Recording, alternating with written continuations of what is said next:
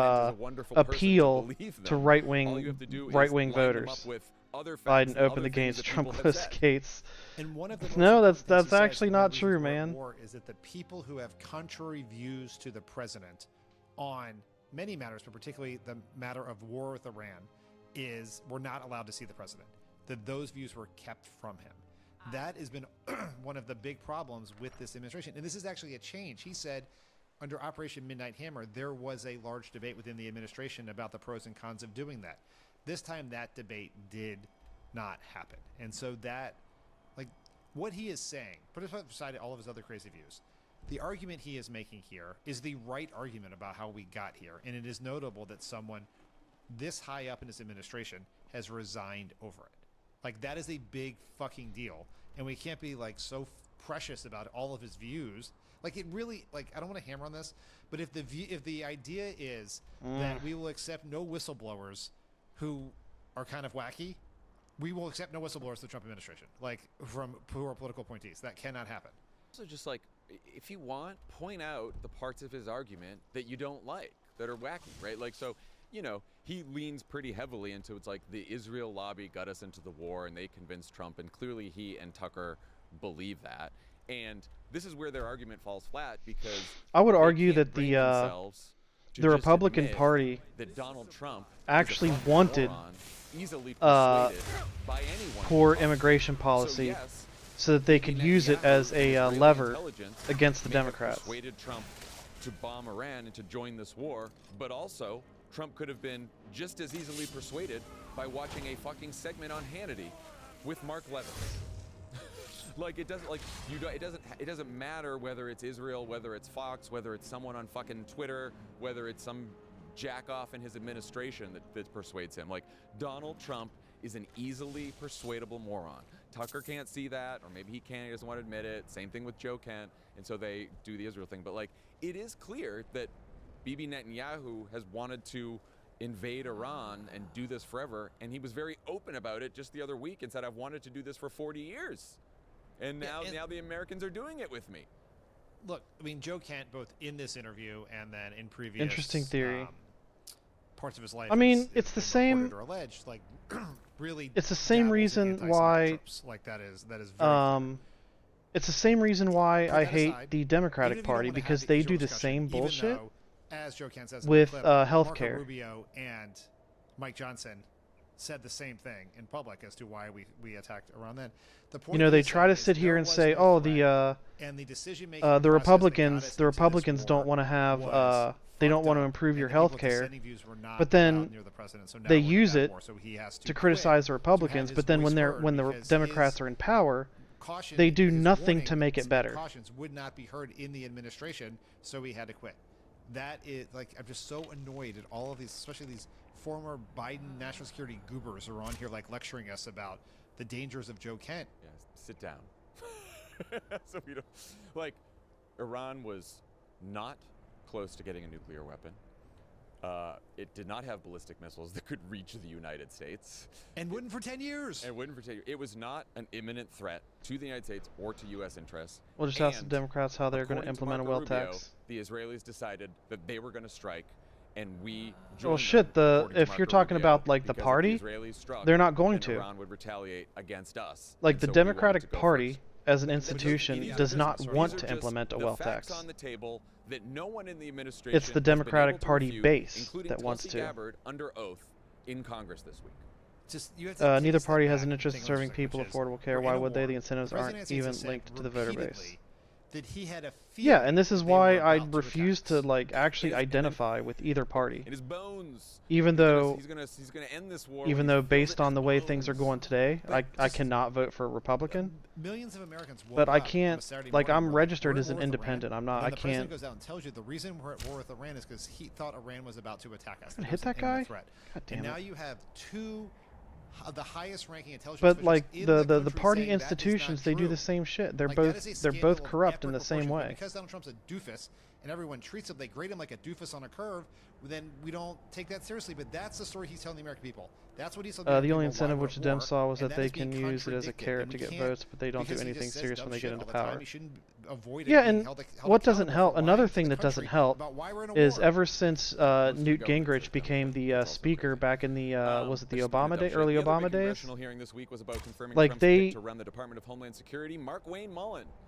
they strictly stuck to an obstructionist mentality. Hopes to lead remains shut down over Like their sole goal refusal to reform ICE. was to, even if the Democratic Party wanted to put forward legislation meant to help people, the purpose of the Republican Party, starting with Newt Gingrich as Speaker, maybe before that, but I know for a fact that Newt Gingrich was one of the first to say it out loud, was to prevent any successful legislation from the Democratic Party. Stop wearing masks and obtain judicial warrants before arresting people. During his confirmation hearing, Mullen wouldn't promise these concessions either, nor did he offer any reassurances that he'd run DHS. Both parties do that. They keep issues to campaign on. Yeah, and it freaking makes me sick. Time arguing with fellow Republican Rand Paul about whether he deserved to have the shit kicked out of him and whether 2 consenting senators should still be able to settle their differences. So when I actually see candidates come out and they are dedicated towards making a positive change and they're not influenced by special interest groups, then yeah, I'm going to go to bat for that candidate. And the first one that comes to mind is, again, I mentioned it before, is Graham Plattner in Maine. You supported the felonious, violent attack on me from behind. I did not say I supported it.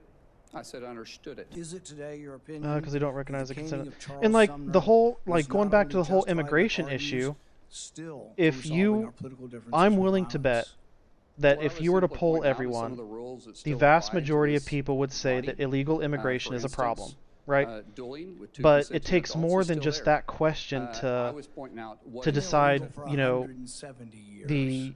the best process for fixing it, right? We can't just be black bagging people and holding them in captivity without allowing them to see, an attorney. If these parties were legitimately concerned about addressing the issue of illegal immigration, then they would have expanded the immigration courts so that the process could be more streamlined. Instead of people having to wait 5 to 10 years to have their asylum case, heard, it could be maybe a few months. But they refused to do that because they wanted to keep it as an issue. Pisses me off more that the states don't do shit when they literally have more power, and then they complain to the federal government as if they can't do it themselves. We can't do blanket amnesty. We can't be heartless. We can't keep the system the same. We can't allow everyone to be. This is true. We can't do blanket amnesty. However, you have to recognize that the majority of the immigration from like the Central and South America countries is because of the instability that our government caused in the region. I mean, the clip is really worth watching. Like, then Bernie Sanders is like, sit we down. continue, You're like maybe our government, maybe not our government, but they continue to receive like a vast amount of weapons and money that further destabilize those regions, and so naturally the people are going to flee. It should be surprising. I mean, it's not surprising. It should be fucking enraging to people. So, in terms of amnesty, we have to recognize that the asylum seekers, they are not the problem. The problem is the instability in the region. So if we actually attempted to help those regions become more stable, politically, economically, then these people seeking amnesty wouldn't be coming to us in such big numbers. And then, if the focus was on the immigration courts, so that they could go through the process quicker and more efficiently, then you wouldn't have the need to kidnap people off the streets just because they're brown. The only ethical solution really is to act in the best interest of the native population. That would be mass deportation. No. First of all, he's probably going to get confirmed. No. I'm sorry. Mass deportation is not something I could get along with. Maybe he's going to bring back dueling at DHS. Do you think? What do you think about but kidnapping people based on race is fun? Again, and these yeah, I mean Stephen Miller thinks so. And it feels like it's getting to the point where the public's like, what the fuck? He probably watches videos of people being tortured in it is hard for Republicans in detention centers with his pants around his ankles. Over ICE That's my guess. Has to hold up the funding. He's like that much of a There were some reports where the TSA ghoul. lines have been like out the door, just like taking forever. I've seen, footage from Texas, I think Austin at the end of South by Southwest, where the line was like unbelievable and took an incredibly long time. Other airports where that's not happening. I think that Democrats should bring two ideas into this decision-making process. One is they are really under no political pressure to give in here. No one knows what this fight is about. They don't know that this is about a Democratic shutdown over ICE. The Republicans are not going to be able to tell anyone that because Donald Trump launched a war that is dominating attention. And so when people see long lines, they're more likely to blame the incumbent party than the Democratic Party in this. So I would not feel political pressure to cave here. I think you also have to be realistic about what you can actually achieve. And mass deportation of all immigrants in general from the nation is not a viable option due to how the citizenship tier works. Are maybe short of everything you want, but are real people's lives now. And then recognize what would happen is people like my wife and children would be lumped into that. Even more leverage to demand even stronger like reforms. you got to understand that this current administration's policy has a very real potential of affecting with ICE operating without these reforms. My life personally. Because you're making the perfect the enemy of the good. So if there's some real things here, and the White House wants a deal. They're sending I read in Punchbowl this afternoon, they're sending another counter offer back. So they sent an offer, the Democrats rejected, they're sending a counter offer. There seems to be some momentum to try to get something done here.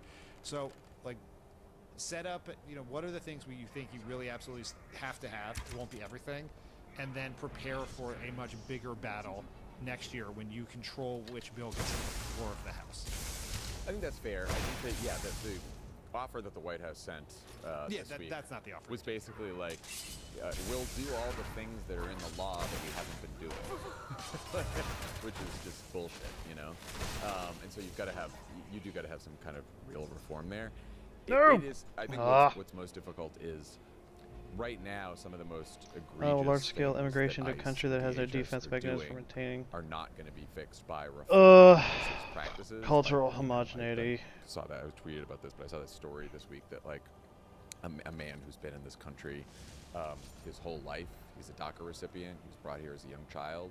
He works. He pays taxes. Balkanization and eventual demographic shift reestablishes foreign culture. I don't care. In the ICU. And his wife. Oh no, not our culture. And arrested him. Oh no. Now trying to deport him, even though he was a. How are we supposed to enjoy our biscuits and gravy if there's too many other cultures? The administration just decided not to renew it, just dragged their feet on it, and so they scooped him up, and now they're going to try to deport him. And it's like nothing that Democrats are asking for. Or nothing that ICE, no reforms to ICE right now would change that horrific practice. And so you're right that you have to be honest about what you can achieve through these reforms. Don't you dare talk shit about biscuits and gravy. Fucking, forcing them to obtain judicial warrants. Yeah, but how can you enjoy your biscuits and gravy when there's a taco restaurant less than a quarter of a mile away? Honest about what you can achieve. It's just not possible. Right, that the political pressure. They're impeding on your culture. Right now. Yeah, I think just as I'd say, your motivating. How dare they? We have 10 months or so until we are in charge of the House, if we win the House, right? But that's what you're planning for. What can you do that improves people's lives and improves the conduct of ICE over the next 10 months that is actually achievable and would make a difference? And if you can find something that would make a difference and improve the process, maybe it's judicial warrants, maybe something else, then be willing to take that now. Yeah. Before we move on from this, I should also mention that NBC News reported on Thursday that a year ago, Kristi Noem fuckboy. I gotta be honest with you, this whole cultural homogeneity shtick is just sounding more and more like a racist dog whistle at this point. Then in order for his company I was willing to entertain it at first, Lewandowski but it's just becoming it's just starting to sound more and more like a racist dog whistle. Corey Lewandowski getting paid a success fee. They took my culture. Lewandowski, the company's federal contracts with DHS shrank because, according to a senior DHS official talked to NBC, Lewandowski told officials not to award any more contracts to the company. What do you think? Is that normal? It's only racist dog whistle if you believe that race is intrinsically tied to culture. There's not a lot normal going on with this whole Corey Lewandowski thing. Is it normal for the alleged lover of the married? Well, I will say that it's a very decisions? using race No, is it normal for a random is a employee to very demand a benefit common gun? heuristic No. in Is it normal assessing for one's someone to culture. take on a temporary role that allowed them to That is only why work we whatever it is, see 120 days, then work ICE, much longer by going in the building you know, without swiping their badge, kidnapping which was in that Wall Street people Journal story back regardless then, of so their it wouldn't count citizenship on his status days of service. based So on no, their not too race. normal. But it may be normal in the Trump administration, so that we don't know. We're not, and this isn't just like Why there's would a being million a things we specific talk about race that are corrupt and influence your unethical. culture? This That is is just, like, foolish then. illegal. It's just a bribe. No, being It's a just soliciting specific bribes. race does not And influence Corey your Lewandowski, I culture, mean, this is- but famous, like, don't want Democrats your to start race investigating it now, is then Trump a gives them the pardon. convenient heuristic Trump gets out. to assume that there is a difference in Well, everyone be culture, quiet about Corey Lewandowski. Let's wait for Trump to leave office, and then people can. Jump. which is bullshit. All right, let's talk Democratic politics. We got some primary results on Tuesday in Illinois. JB. Like, how many videos have you seen now where there's someone that is a U.S. citizen being being detained by ICE, where they are recorded, grabbing the person, at least $7 million of that $22 million. the person claiming repeatedly that they're a U.S. citizen, primary, where Evanston Mayor Daniel Biss, and they're still being progressive taken activist anyway. and longtime Crooked contributor. Now, Kat tell me, like, the based catch on those is, videos, AIPAC what directed is most of the their spending racial in that race makeup against of Biss, those groups, even though he has of those a estranged individuals? mother and has Sorry. refused to call what's happened in Gaza Are they a white people? genocide.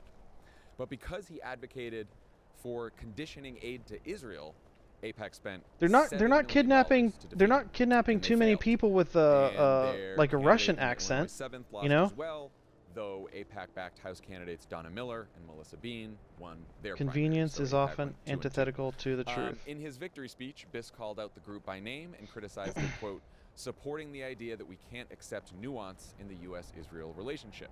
Other Democrats outside of Illinois are also reevaluating their relationship with the organization. Arizona Senator Ruben Gallego, 2028 hopeful, told Politico this week that he wouldn't take any AIPAC money and called settler violence in the West Bank, quote, disgusting. Fuck yeah. What do you make of About the role time. AIPAC played in It's shifting. Illinois I can feel it and shifting. just the role they're playing in Democratic primaries overall? I know you have a great piece Fuck about this AIPAC. in the message box. Today? Is it today? Today. It came out today, I forget. Thursday. Yesterday. Honestly, for I people read listening it to this morning and I felt like it was already yesterday. God, it's been a long day. Anyway, it's a great piece. Today is Jack's 5th birthday, so we have been at happy it since birthday, There's an alternative reality where Yes, he 10 million woke Western up about Europeans 5:20 illegally this cross the morning, border and which racial was awesome. profiling He is was very targeting excited, them. But he also woke up at 5 yesterday because he thought yesterday was his birthday. So, well, remember, been a very busy well, day. I should say remember, because none of us were and if you alive want during this that time, message but, box or any other ones, you can subscribe it. you know, there was a Click on time that when for 20% Italians discount. and the Irish were not considered to be quote-unquote white. Just the classic example of how They did not fit our quote-unquote asinine, white culture. counterproductive AIPAC's political strategy has been. Because And they were Daniel marginalized Biss in the would have same been way a that Hispanics are potential today. ally, not a ardent supporter of everything AIPAC stands for. but It's someone not that they can addressing the engage issue of with culture, in which good is faith. independent Instead, of they race. spent millions of dollars trying to defeat him, and now they've created an adversary.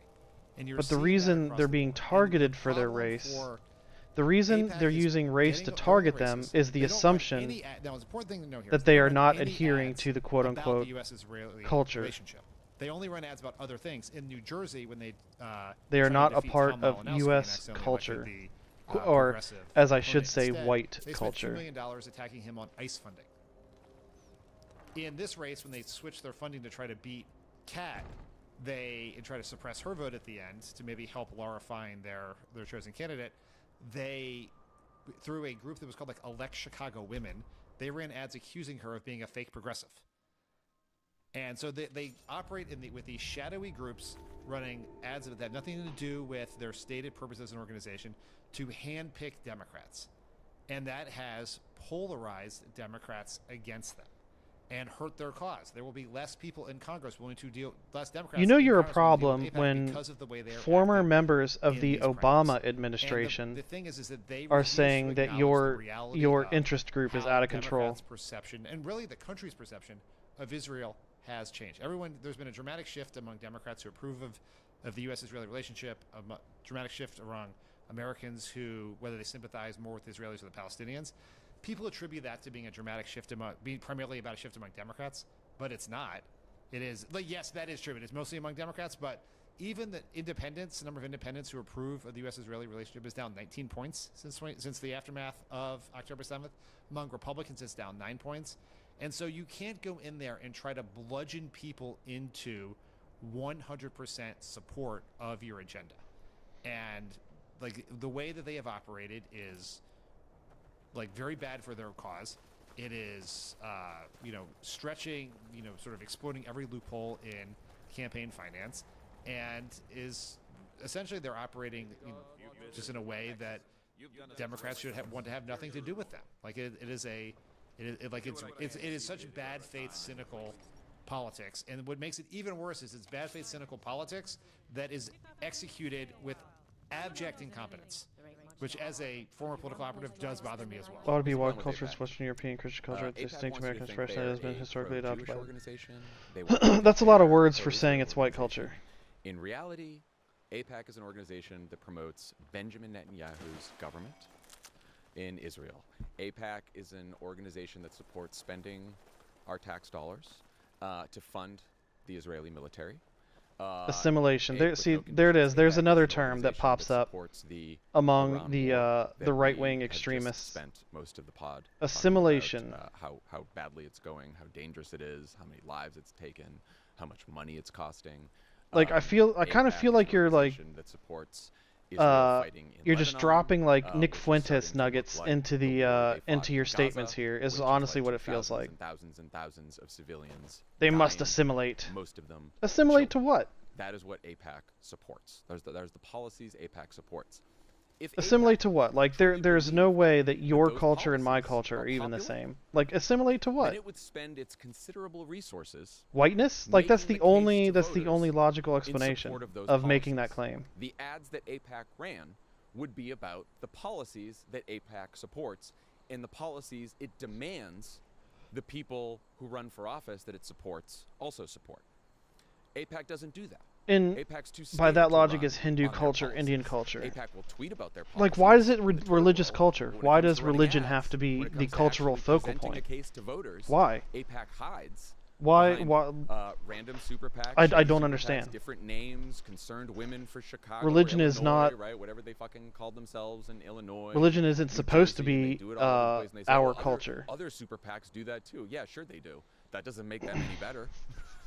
But the other ones who do that are primarily crypto the AI industry and the crypto industry. Yeah, so good. Yeah, no, so you're okay. Yeah, you have said that. You have talked about far right and far left diagnosing issues. If you believe in your policies, then go. But it doesn't remove the fact that you're using terminology that is common if you told a bunch of Americans with people like Nick Fuentes, who I absolutely despise. Bibi Netanyahu's fucking destruction of the Middle East, then they would tell you to go fuck yourself.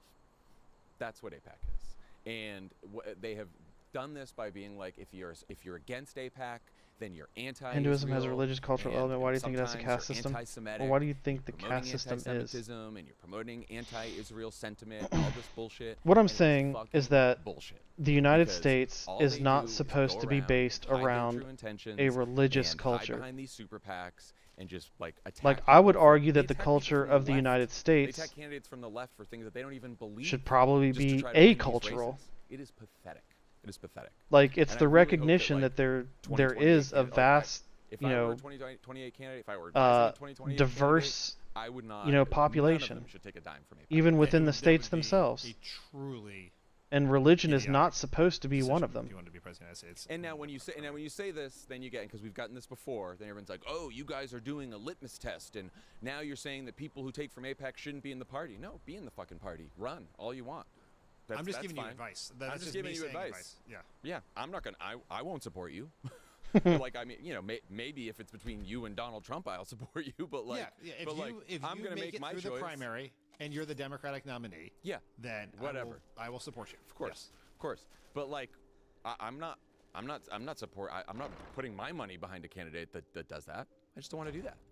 It's ridiculous. We're taught like. Thousands and thousands of lives are at stake right now, and there's zero self-reflection from AIPAC about what the Israeli government has done. It's crazy. All right, before we get to Dan's interview, we just want to touch on a few stories that show Trump's not going to let a little war get in the way of making money. Literally, in this first instance. On Thursday, Trump's hand-picked arts commission voted to approve a commemorative 24-karat gold coin featuring Donald Trump. Of course. No. Oh, yeah. You didn't know this? No, I can't. I just would have assumed it would have been a historic figure of some kind. Maybe a pioneer in civil rights or a suffragist or some of the other things that Donald Trump cares passionately about. It's also like... But it's Donald Trump himself? We should like put it up on the screen for people who are watching. He didn't ask for this, right? Someone they did it. It's him with like a menacing like scowl, like holding a desk. It's very fucking weird. It's now going to be a commemorative gold coin that the fucking mint creates or something. Is that? I don't know how it works. I think you have to answer some questions for yourself. The same day, today, Thursday, as we're of culture, I think you have to answer some questions for yourself. I didn't realize I was answering for anyone else. Of culture is so dynamic and fluid that it doesn't really exist at all. No, I'm not saying it doesn't exist. At SneakerCon I'm saying hey Dan, you think they're having a good time that my perception of what American culture is supposed to be a wide, diverse array of cultures. That's what I'm trying to say. And it's supposed to be a willingness and an understanding to accept those cultures. Like finally, this is for the longest time we have had something, and we have been successful for having so many different cultures and ideas within our society. We're the most diverse, racially diverse. We're the most religiously diverse, ethnically diverse, country in the world, and that's supposed to be. That's supposed to be a benefit. He picks up their calls. He hasn't picked up Tommy's call yet. We had so many people from all across the world coming here to study and work, and our country was reaping the benefits of that. If American culture is such a wide, diverse array of cultures, and why is it when you go somewhere else in the world, whether you're from Georgia or California, they recognize you immediately as American? Probably our accent. What do you think, Dan? Where would you like to begin? This is what's going. Probably our accent. Let's start with the UFC. Great. Donald Trump is a really busy guy. He didn't really have the time and energy to dig into the war he started in Iran, but he is going to spend. That would be my first guess. Willing to bet hours on the friends and family list for the UFC fight. He's gonna be there is gonna be. So culture is accent deep. I don't know, man. With a seating chart, and he's like moving people around. He's like, I can't put Jake. Like, don't you think you could probably recognize somebody with like a Russian accent, or you could at least very easily narrow it down to like Eastern European. Corey Lewandowski can't sit next to Kristi Noem because the husband's being able to coming. recognize where somebody is from based on their accent. It's going to be hard. Doesn't have anything to do with culture. He's the man for the job. He will do the seating arrangements properly. Do fish know what water is? I don't know. I don't study fish. They don't want to sit you next to Stephen Miller. Right, of course. Yeah, I mean, it's going to be... But they also can't put me next to J.D. Vance. Or Megyn Kelly. Megyn Kelly. Look, we're on the same... Where's my Tricia dude? McLaughlin has never responded, never acknowledged your existence. They don't want to put you near her either. See, here's a good example. I unfollowed Tricia McLaughlin because you know what? She's gone.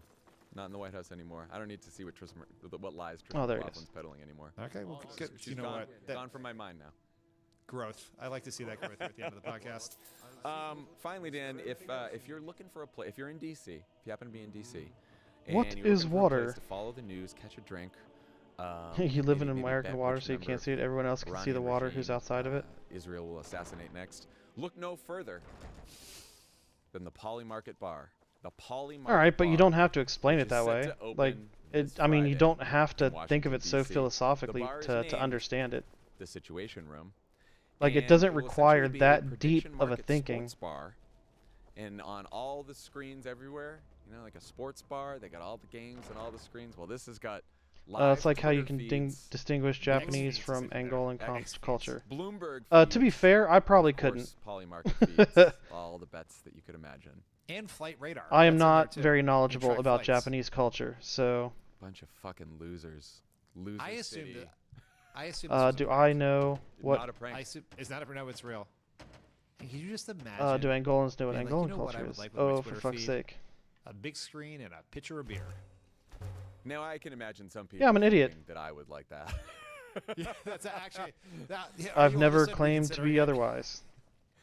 Yeah, that's a good point. Then I don't have to I'm hold not the well phone, traveled. then I can just sit there. I've been Well, here's the thing, to a few Middle Eastern countries. You're in it for the tweeting. not the reading When I of tweets, was so- in the service, Yeah, but you're that's like about the extent of in- it. There's a world of people who. I've never play in the traveled games, to or people who watch the Japan, games of Buffalo China. Wild Wings. You're more of a player I've never than a traveled to Twitter any user. Asian I just country. can't think of anything more. I mean, I guess So you can I wouldn't even everything pretend more to be dystopian, able but I to can't think of many things more dystopian. be than, knowledgeable like, in that betting aspect. On when God will damn it. the U.S. bomb Iran next at a bar while you're watching this fucking live feed of a map and betting. am I done with this? I'm Polymar. done with this room, I Well, guess. You're just waiting for that OSINT tweet to come through with the my latest data. God.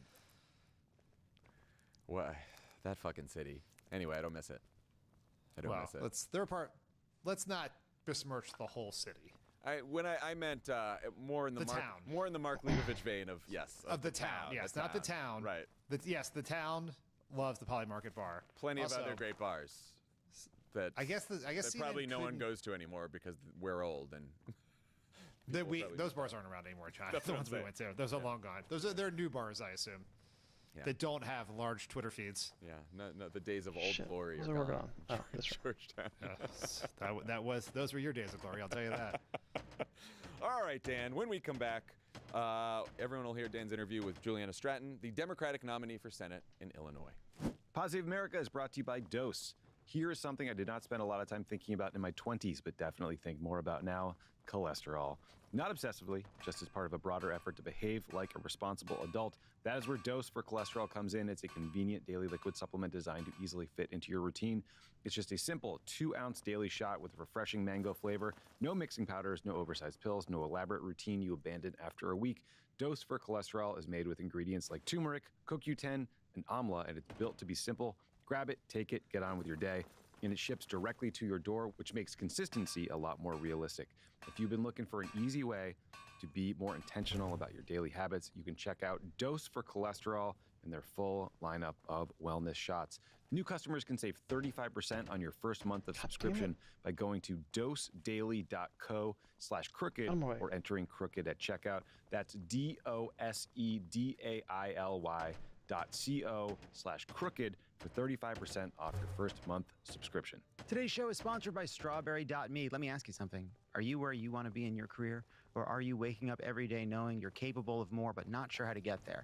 Listen, success doesn't just happen, and the most successful people in the world don't figure it out alone. They have mentors, coaches, and people guiding them every step of the way. That's where Strawberry.me career coaching comes in. Career coaching gives you the clarity, strategy, and accountability needed to turn your goals into reality, whether it's landing a new job, advancing in your current role, or transitioning into a field you love. With expert guidance, you'll identify obstacles holding you back, develop a step-by-step plan, and take action with confidence, knowing you have a dedicated coach supporting you every step of the way. Instead of relying on guesswork or waiting for the right time, professional coaching helps you take control of your career trajectory, ensuring you make intentional, strategic moves towards success. Look, I have a lot of friends who, honestly, they didn't make it. They didn't make it. They needed coaches. They're wasting away. No, I have like some of my friends who have been the most successful. In part, they have like mentors. They have people in their lives that they like go to for advice. They're not just, I don't know, making decisions willy-nilly and then end up like hosting podcasts. Go to strawberry.me/crooked and get 50% off your first coaching session. That's strawberry.me/crooked. It's like therapy for your career. Joining me today is Illinois Lieutenant Governor Juliana Stratton, who just became the Democratic nominee for Senate. Lieutenant Governor, welcome to Pod Save America. Thank you for having me. So you were an underdog for most of the race. You trailed by some pretty big margins up until the very end. It was a very exciting night. How are you feeling a couple days after your win? Well, I'm feeling great, certainly on the outside. The inside still might be taking a nap right now, but I'm really excited about the fact that we got our message out. We always knew that this was a campaign where we wanted to center the voices of the people of Illinois, and I spent time crisscrossing the state. We certainly were outspent, I think by a 4-to-1 margin, but we knew that we had a message that would resonate with voters, and we did the work. And we came out on top, and I'm very grateful. And now I'm going to work for the next 8 months to make sure that we can win this general election in November. I would say if we don't win the general election in November in Illinois, I'm going to be very concerned. But I recognize you don't want to count your chickens before they're hatched here. No, we're going to take it seriously. Right, as you should. But I don't want our listeners to panic here. You know, your race, interestingly enough, I'm sure it felt like to you like it got a ton of attention, but nationally, you know, less attention some of these other primaries in these, you know, states like Maine, Michigan, you know, Texas, particularly the Texas and Maine, where, you know, we're trying to figure out like which Democrat is the best one to take to flip this Republican seat. But so for our listeners who weren't, you know, who didn't watch it, you said your message worked. Tell us what your message was. Yeah, well, first of all, let me just say to what you just pointed out that I've always said that even though Illinois is considered a quote-unquote safe blue state, and this was a safe blue seat, I think that, you know, it was important to get out to voters that it matters who's in the seat, especially in the moment that we're living in right now, that we can't take anything for granted. And it's not just, let's just elect a Democrat. We needed someone who was going to fight for the people. And that was what I was hearing from voters across the state, that they wanted someone who was going to go to the mat fighting for them and stand up to this president. They were looking for new energy, new voices, just new perspectives and people who were going to meet this moment. And I think that it wasn't just about what we were fighting against, but what we were fighting for. And so I developed that message of what I was going to fight for in Washington by listening to people and not trying to tell people what they should care about, but rather take what they were telling me and craft my messaging around that. I think as people looked at this race, who's maybe maybe had at least a passing understanding of Illinois politics, you know, this is an oversimplification, so I'll admit this, but you know, you have a potentially slightly more moderate candidate in your opponent. You have, you know, yourself. You ran really as progressive with some very progressive positions. The expectation is that you would crush in Chicago, that your opponent would do very well downstate in the burbs, but you actually won 44 of 50 wards. Talk a little bit about, you know, what lessons you take from that about the ability of a progressive message to work in, you know, in rural areas, suburban areas, exurban areas. Yeah, and I do want to point out that we were pleasantly surprised to see how many downstate counties we had. Oh my gosh. I mean, we've got Chicago. We did great in some of the collar counties, but also downstate. I'm not going to make it. As the only candidate that has represented the entire state of Illinois for the last 7 years as lieutenant governor, I always knew that there were unique parts of the state. Each part of the state has its different character, different issues that are important. But when I think about the messaging, these are things that everybody wants. Access to affordable health care, which is why I'm fighting for Medicare for all, especially at a time that we see a president and an administration that's stripping millions of people of their health care. I'm fighting to raise wages, and I personally want to fight for a $25 minimum wage at the federal level. I don't see it as minimum, I see it as a livable wage. Because with everything getting so expensive, and we're certainly seeing that, it's important that we recognize that $7.25 is not enough for anyone to take care of themselves, let alone a family. And even with what we've done in Illinois, with a $15 an hour minimum wage, it's important that we recognize that's only $31,000 a year. That's not enough to take care of yourself or your family either. So I think we need a livable wage. And I'll tell you one of the things that was really surprising to me on this trail, which is why it's important to think about all of the different diverse communities that this message resonated with. I noticed that too many people think small around what we can accomplish in Washington, and then it's, oh, well, that's going to be too hard, and I'm not sure what people will think about it. But why should we think that way? We should think very big. We should have a big vision for what's possible and fight for it. And I think because that was my message, people really just thought, you know what, she's going to be someone who's going to try to make my life better. And they feel like too many in Washington are, you know, get there and forget who they represent. Can you talk a little bit about the role, about your views on ICE and how you talked about it, and how that played downstate as well? Well, I made it very clear that I want to abolish ICE. You know that here in Illinois and the city of Chicago and surrounding areas, we were, you know, terrorized, quite frankly, by Operation Midway Blitz. We saw our neighbors being snatched off the streets by masked agents, stuffed into unmarked vehicles, and no due process, no warrants, and a president who said he was going after the worst of the worst, and that's not what happened. We saw tamale vendors, and we saw, being snatched off the street. We saw people working in daycare centers, and I think this is just an example of, why, I was out there protesting and doing everything that I could, helping students get from school and have safe passage. I was on rapid response. It was important to be present, and I think one of the things that certainly as Democrats that our party is looking for is people who are going to be there in community, showing up and being leaders, not just in an office somewhere, but being amongst the people, and that was really important. And I can also say that the trauma of Operation Midway Blitz continues. It wasn't just while they were in full force here in the city of Chicago or surrounding areas and, our suburban areas, and even downstate. This trauma is continuing, and Governor Pritzker and I launched what's called the Illinois Accountability Commission because this president is not always going to be president. And we're going to hold him accountable, and we're collecting data and stories and narratives and photos and videos because we want to make sure that we're capturing what has happened and the harm that he has caused, and we're going to be ready to bring some real accountability. And by the way, that's what voters and the people of Illinois want. They want this president to be held accountable. What's the vehicle for that accountability? Is that potential criminal charges down the line? Well, yes, we want to see anything that will hold them accountable. And I've said very clearly, even as it relates to federal agents and what we're looking for when it comes to DHS and this funding question.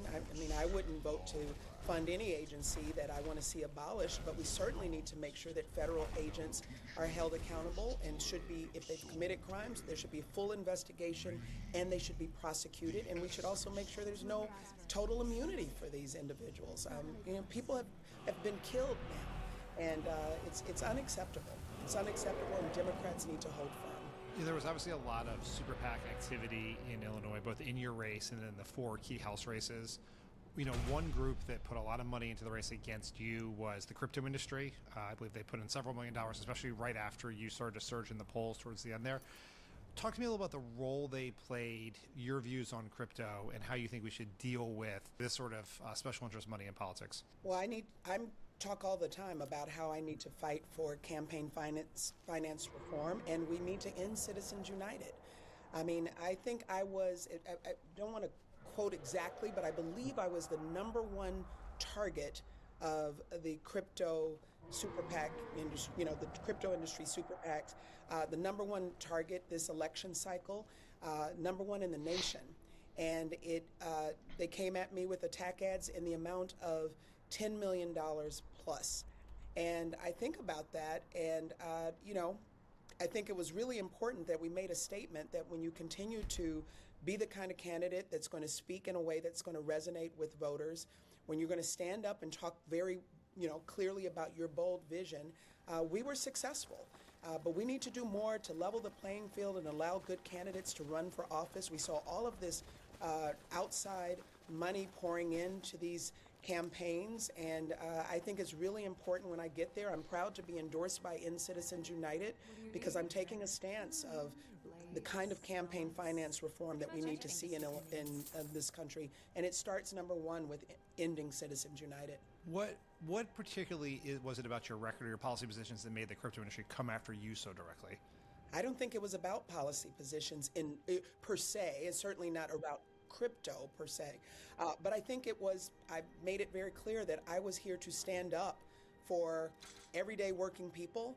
That's what we should be focused on, how to make sure people can have a little more money in their pockets, how we can make sure that they can have access to health care, and how we're going to stand up to a president who is, to me, a wannabe dictator who does not have the best interest of the American people at heart. And they knew that I was someone that, this industry has made Donald Trump rich, and they didn't want anybody who was going to stand up to him or fight back against him or hold him accountable. They want to just keep going with business as usual. And by the way, that's what I've heard from people that they are so fed up with in Washington. They don't want business as usual. They want to see somebody who's going to come in and really deliver for them.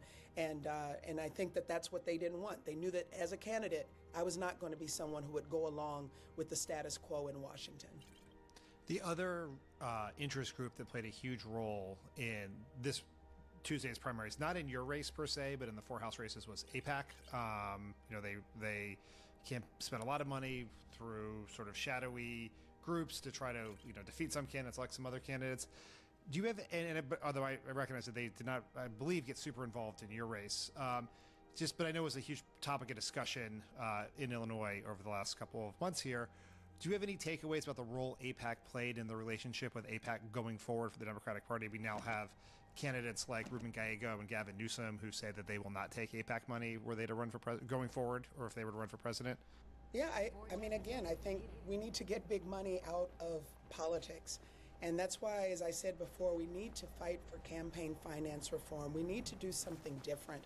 I mean, we saw millions of dollars flowing in from so many different sources here in Illinois, and it impacts, can impact, as we've seen, the outcomes of these elections. And so that's something that, again, I want to make sure that people know who's funding these campaigns. That's important. And those are the kinds of things that I'm going to fight for when I get to Washington. Anything specific about AIPAC specifically and how you think about them, or? Well, look, I've always made my position clear about what I want to see in general in terms of, working towards lasting peace and a 2-state solution. But I think more importantly, when it comes to these elections, I know I have not accepted any money from the PAC, but I know that in these elections we saw a lot of activity here in Illinois. And again, the goal for me is to make sure that we can really level the playing field, allow people to get out there, campaign, make their messages heard, raise from whomever they have to raise from. But the idea of what we've seen just sort of coming in with these different names, like the crypto industry in my race, for example, you'll see all of these terms. I don't even remember the exact name. Like the Fair Shake PAC or something like that, right? Fair Shake, even, I think people might have, there was one that was like Illinois Progressive something, Yes, but it was the crypto industry. And so it gives people paid for by the progressive whatever, and that's not what it was. A lot of these PACs were MAGA-aligned PACs. And so that kind of thing does not, it's really meant to sort of give voters, it's deceptive for voters. Let's just put it that way. Yeah. Okay, you ran what I think may end up being the most memorable ad of this cycle, and I'm saying that in March of the cycle with, about $3 billion of ads to come. It got a ton of attention. Some people have pointed that as a pivot point for in your race when you sort of maybe started to take off. For those who don't know, the ad featured a number of Chicagoans saying "fuck Trump," and ended with Governor Pritzker, who had endorsed you, making the case for you.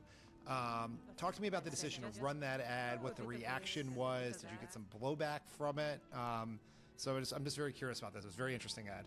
Well, we knew we needed to, so much noise. You know that in any election cycle, there's so much noise. And honestly, the amount of noise with the chaos that's coming out of Washington, D.C., people just felt like, what do I pay attention to?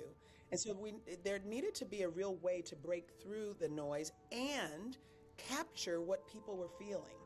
And when I would go around the state, I talked about previously that people were looking for a fighter. They were frustrated with Washington, really angry at feeling like, look at this president and what he's doing and who is standing up to fight and who's going to go toe-to-toe with him. And the ad just captured it so perfectly in 30 seconds to just say, this is what the American people are feeling. This is what Illinoisans are feeling. And that they don't want to just have business as usual for somebody who's a wannabe dictator. Why are we acting like this is normal? It's not. And I think that, I'm just really proud that the ad just broke through. And what I mostly heard was people saying things like, how come you didn't ask me to be in the ad? How come I couldn't? How come I couldn't be a part of that? And I just thought that's when I knew that it was just really a turning point. One of the ways that it was a turning point in the campaign. In the process of making the ad, did you at any point consider bleeping the fuck in the fuck Trump part? Well, it was bleeped for broadcast for TV. television, but I think that I'm not sure the bleep, quite got all of the. I support the non-bleeping decision, but many people have asked that because the non-bleeping group, like there's a non-bleeping caucus, I think, and I think that many people are a part of it. When the ad first came out, one of your supporters in Chicago, a good supporter who's an old friend of mine from the Obama days, texted me the ad to ask my thoughts about it, and my view was I thought it was the right move for the reasons you just said, which was you were getting massively outspent, and just it's hard to get attention anyway, and so a very visible viral way of getting attention in Illinois, and it was a very Chicago ad. Like it felt very Chicago. So it was a great ad. Chicago, Dan. South side. Yeah, no, I know. That is it is authentic. I would say yes. Yeah, and I think that one way or the other, people were talking about it. Yeah, no matter what, people were talking about it, and I'm happy it turned out the way it did. Yeah, well, whether it's causation or correlation, you ran the ad, you won. We're very excited for you. I know you're not counting your chickens before they're hatched. You still have a general election coming, but we're very excited to see you in the Senate starting in 2027. Lieutenant Governor Stratton, thank you for joining us on Pod Save America. Thanks for having me, Dan. That's our show for today. Dan will be back in your feed on Sunday with a new episode of Pod Save America Sunday. Oh, shit. I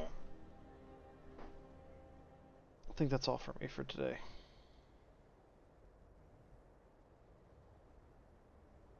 I don't think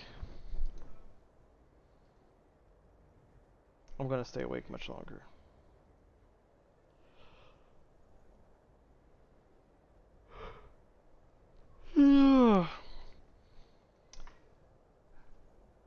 Thank you to my new follower, Dinky Doibler, if you're still here, for proving how much smarter you are at philosophy than anyone else in the chat, including myself. Good job, kudos. I'm proud of you. If I see you in person, I'll give you a cookie.